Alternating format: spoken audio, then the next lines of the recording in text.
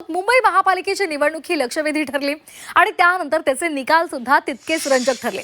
आता मुंबईचा महापौर होणार कोण या संदर्भात चर्चा सुरू असतानाच त्या संदर्भात एक महत्त्वाची बातमी समोर आली आहे। मुंबईचा महापौर त्या संदर्भातली निवडणूक ही आता पुढे ढकलण्यात आली आहे। मुंबई महापालिकेच्या महापौर पदासाठी खुल्या प्रवर्गाचं आरक्षण हे निश्चित झालं। मात्र तसं असलं तरी महापौर पदी निवड कुणाची करायची यावर महायुतीतल्या पक्षांमध्ये अद्यापही एकमत झालेलं नाही आणि शिवसेना आणि भाजपची अद्याप न झालेली गटनोंदणी या कारणांमुळे 31 जानेवारी रोजी महापौर निवडीसाठी होणारं मतदान हे आता लांबण्याची शक्यता आहे। त्यामुळे ही निवडणूक फेब्रुवारी महिन्यामध्ये होण्याची शक्यता आहे। त्यामुळे आता मुंबईचा महापौर कोण होणार यासाठी काही काळ मुंबईकरांना वाट पाहावी लागणार आहे। आपण यावर एक नजर टाकूयात ग्राफिक्समधून।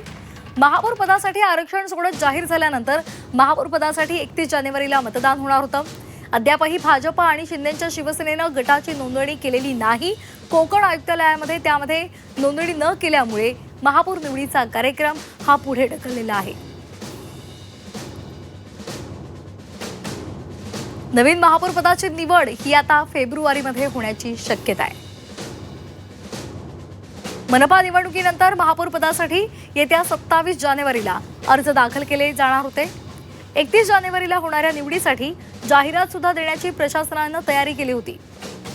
रात्री उशिरा मात्र हा कार्यक्रम पुढे ढकलत त्याला स्थगिती दिल्याची माहिती दिलेली आहे।